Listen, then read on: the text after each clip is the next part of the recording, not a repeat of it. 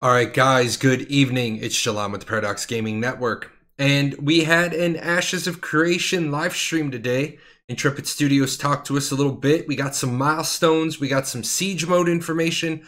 We got a whole lot of bits and pieces when it comes to Apocalypse and beta testing. And so I just want to make sure that I catch you guys up, let you guys know what answers we've gotten, and then some explanations that are going to be the things that people are looking for.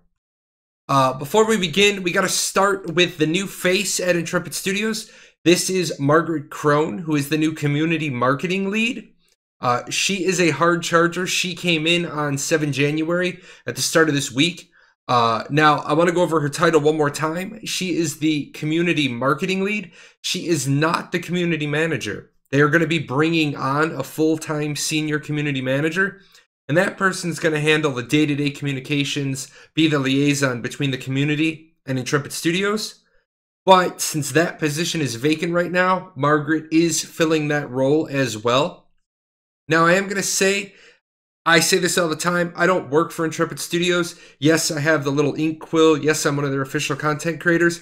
But I work for you guys. I work for my viewership. I work for my audience. So I want to publicly acknowledge, yes, those of you that have brought me issues or concerns, Margaret maybe rubbed you the wrong way, a couple of things, the way they happened, the way they went down. Yes, I've acknowledged them. Yes, I have them in my book of things that I'm keeping track of. But I think it's kind of bush league to kind of grade somebody on like their first 5 days on the job. I said early on that about 45-day window, I want to see what Margaret does when she comes in. I don't want to see how she picks the low-hanging fruit. I want to see how she shapes the orchard. And then that's really when I'll give my feedback. But, you know, sometimes you just got to say the good things. You got to tell me something good. And I will say she's full of tons of positive energy, tons of good intentions. She's been really great to work with. We have way more information now than we've ever had before. Go check out the news channel on the Discord. Go check out Reddit. If we had forums, there'd be stuff there. There's stuff on the Twitter. Margaret being able to do the full-time interfacing with the community, free Steven up to go do the CEO and the creative director thing. I'm going to say today the stream was way more professional. Not quite there yet, but if you compare this stream, even with Steven being sick, to the last stream, leaps and bounds. No audio issues, tabletop mic, so much better. And Margaret kept them organized, man. She kept the boys tick, tick, tick on a schedule. Got some blogs that are up. You're going to see those in a second. Feedback is going in both directions. Margaret did a Q&A inside her first couple of days there. Not only her ask me almost anything, but also she came into the Discord twice for a half hour each time, gathered up questions, took those to Steven, typed them all out, got those pushed out. Communication is way up. We have a bug reporting tool now. I don't think she went and programmed it herself. I think she interfaced with the web team. But just having a bug reporting tool is a massive, massive professionalism change, because now you don't feel like your stuff is going into a black hole of the Discord or no one's reading it on the forums. Now you're literally sending it into a forum that should populate, so the QA team, the programmers, the engineers, everybody can look at them and be like, got it, got it, got it. But the big one I want to talk about is patch notes. We've been existing all this time without patch notes. Several times a day during the early iterations of Battle Royale, they'd say, we're pushing you a new patch. Yeah, but that's great. But what are you changing today? What are you tweaking? What am I supposed to be testing? What are the intended results? As we see here, the community finally got their wish. Bone Smasher's hemorrhage damage is reduced. Frames per second increased. A bunch of other little nitnoid stuff. I'm not going to complain about the quality of these patch notes. This is her first pass at writing them out. You're also going to see that we have a known issues blog. Now, yeah, there is a ton of things on this set of patch notes as well. That's not a bad thing. They let us know everything that they already knew about. They let us know all the things they switched, they changed. Now we literally have a roadmap for what we're going to be testing. And they also said right at the beginning of this clip, here's our target data gathering. This is what we're trying to do this time. I think a lot of people need to remember this is still beta testing. They have stuff that needs to get tested. Keep that in mind. Next up, I want to talk about this little gem here. I want to talk about this Castle Siege video. This is not what I was expecting. I was expecting more muchness if we go to Alice in Wonderland. I will say that we may see up to 5 different castles during the Castle Siege mode. That's going to reflect the 5 castles that are in the MMORPG. Probably won't see them completely one for one. You'll probably get a flavor for them. Did find out from Jeff today that it's going to be a 2-step process. One is breach the walls. The second is capture points. Pretty standard siege mechanic for MMORPGs. We saw it in ArcAge. We saw it in Revelation Online. Now, I'm going to be completely honest. I'm not going to fanboy this. I'm not going to white knight this. Do I think this particular video is good? No, I don't think this video is good. I think this video is environmental fluff. I know these guys can build great environments. I know they can make a world in Unreal Engine 4 that looks good. These are just animations. However, we've already seen a sneak peek at Castle Siege mode. There were people there. We've seen it a couple of different times. So I'm not worried. Basically, this is what they had. This is what they had available. I think now that Margaret is there, she's going to help shape this image. You know, you got to use what you got. They did talk about having other video footage they wanted to show us, but they wanted to not. And the reason why they didn't show us the other video footage is in case they can't deliver that quality in the final product. Got to remember, your testing environment, your internal testing environment, you can shoot for the moon, but you got to make it plausible for everybody to be playing at that standard. So while I don't think this particularly is good, I am going to definitely say that this is good. This is amazing. We got a lot more information. We're going to be getting a lot more stuff in Castle Siege mode than we originally thought. Now, I want to tell you guys that originally we were told we were going to get 3 class kits. We also were told that healers would not be present at the beginning. Now, what does it mean that APOC is running a little late? It means that because it was running a little late, we're going to get more stuff when we first set foot into Castle Siege testing. And I'm actually going to revisit this point in a second because I'm going to talk about how one product can be late and the other product isn't. But because we were slightly delayed, now we're going to be getting other stuff. You're going to have your DPS classes, your Wizard and your Hawkeye, your Archwizard and your Hawkeye. This is just Mage and Ranger. You're going to be getting your Warrior classes, your Guardian and your Weapon Master. And you're going to be getting your support classes, your High Priest, which is your Healer, and your Engineer. Now, right off the bat, I want to tell you Engineer is not going to exist in the MMORPG. This is something that is for the testing environment. I know that sounds kind of weird, that you're going to build out a class kit that's not going to transfer one for one to the MMORPG. The trick is, I think the Engineer is going to be doing a couple of bits and pieces that may find its way into the other archetypes. Now, at first I heard people say, well, there's no melee DPS class. Guys, remember what the intention of Apocalypse is. It is to test action combat. Melee is properly represented in the warrior classes. You want hitboxes, hit scan, animations. You want all those things being tested, and they're going to be tested in the warrior classes. You don't need a melee DPS class to do that testing. You've got your sword and shield. You got your two-handers. You got your halberd. I am going to say I hear and acknowledge you guys when you say there's no dual wielder. And yes, absolutely. You're not going to be testing dual wielding right out of the box. But the truth of the matter is you don't have to.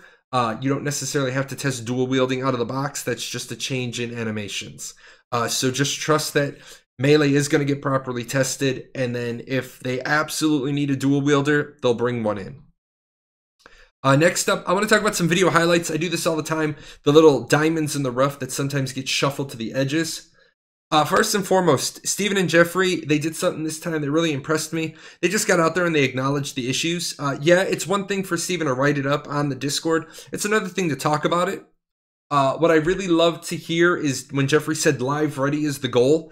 That is a great goal to have. What that means is they're pulling stuff from later on in your traditional development line. They're bringing it up to the front. I've been saying this for weeks. But now that they've said it, it's it's more credible that it's coming from them, and I'm just not, fanboying it up. It's not like they're going to forget all these server tweaks that they're doing. They're doing server tweaks now for the Battle Royale mode. They're not going to have to repeat these steps when it comes time for the MMORPG. So all the hiccups, the stumbles, the fumbles, the bumbles that you have with an MMORPG launch and server stability, those are getting out of the way now. hopefully when we get to Alpha 1 in quarter 2, we won't have these same issues. Now, if we have these same issues when we get there, then we can complain. The username and password recovery function, outright, I said it was Bush League. How do you bring on a new web page if you don't have username and password recovery functional? Steven kind of agreed. We've kind of talked it to the side. He's talked to us in the community, found out that a whole new web page team, new web design team was hired. That goes hand in hand with the referral system. It's still populating. There was a problem with the data. That's all I needed to hear them say. We had a problem with their data. What they're doing is the data is there. They're going to force populate it soon. I can tell you right now about 10% of my referrals have logged in. So I see them. And Steven has said that the time will come that they're just going to force populate them. But that's like low on the list of priorities. What I will give Intrepid mad props for, because I always give credit where credit is due, their web design person, although they did get the Apocalypse to the account management system interface working properly. I talked about that in my last video. That was working in December. The rest of it was garbage. It was a dumpster fire. Stevens grabbed that bull by the horn. He brought in a new web design team. They've made progress. Stuff today, the first time I logged into APOC, I checked my account.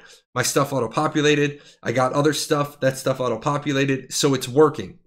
They also said if you're missing stuff, go ahead and throw in a ticket.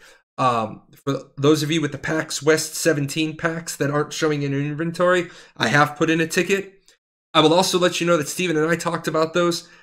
Steven knows that I gather a lot of data. He PM'd me. He's like, I heard you're missing something. I said, no, I'm not missing something. It's in my past histories. It's not in my inventory. He's like, what is it? I'm like, it's PAX West 17. He's like, cool, got it. Wasn't previously aware. I am now. Live stream today, they said put in a ticket. I still put in a ticket. The PAX West 17 people, I got you. I do want to talk about a question I asked specifically. What it was, I said, how can APOC be late and the MMORPG be on time? Now, I already knew the answer to this. I really wanted a sound bite. I wanted them to talk this. And what we got was different teams, different milestones. Yes, we already knew this. Yes, we now have heard it again.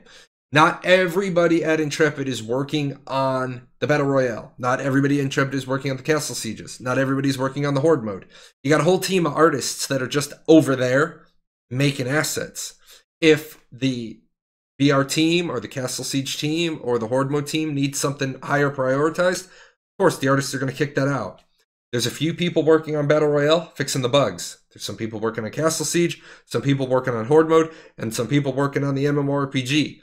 All of these things feed to the MMORPG. So what do you do if the data from APOC isn't ready right now? You work on something else. You work on caravans, you work on dungeons, you work on raids, you work on the politics system, you work on the housing system, you work on freeholds or apartments or mansions or whatever else that needs doing. And then when the data is available, you double back and you get to it. Now, is that an acceptable answer? I'm sure somebody out there is going to not accept that answer. But let's be honest. Would the combat be completely done today? No, it wouldn't be completely done today. It's going to get touched in Alpha 1. It's going to get touched in Alpha 2. Going to get touched in Beta 1. Going to get touched in Beta 2. So maybe the timeline shifts a little bit. But the fact that they've said this now, I'm willing to give them their time. They need time. They can have it.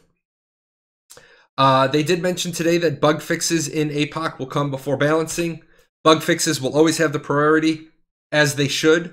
They also said they're waiting to ensure they have good data. Absolutely. For those of you that have said, well, this is too powerful, or this is wrong, or this is... Realize there's a core group of us that have been testing since September. That group gets bigger and bigger each time they put APOC out. But not everybody knows all of the weapons, and not everybody knows all of the weapon counters. So yes, while Bone Smasher is ridiculously overpowered, there are counters to it. Not everybody knows them. That's it, guys. I just want to talk about some stuff in the live stream today. If you want to talk more, get me on the Ashes of Creation Discord. I'm Jalan #0001. And like Margaret says, I'm always there. Get me on my stream. I stream 3 times a week. I'm trying for Twitch Partner in 2019. Need your help, even if you lurk. Lurks are great. And then, as always, special thanks to my sponsors. When you look in the description below, there's going to be a ton of links this time. I got links all over the place sending you to blogs and notes and all sorts of things. Mixed in there somewhere is a giveaway that I'm doing. Make sure to, sign up, get some free money. And speaking of free money, it's only possible due to my patrons. Thank you muchly to my patrons. They make, they make it fun because I can give away money. Anyway, guys, second time cutting this video tonight. I didn't like the way the audio turned out the first time. I'm going to get this cut so I can get it published, so I can get into APOC and kick some ass. You guys take care. Hey, where are you going? You're not done yet. See these videos? This video's up here to watch. You got to go over here. Hit the chibi. Subscribe to the channel. Check out the webpage. And I'll see you guys on Twitch.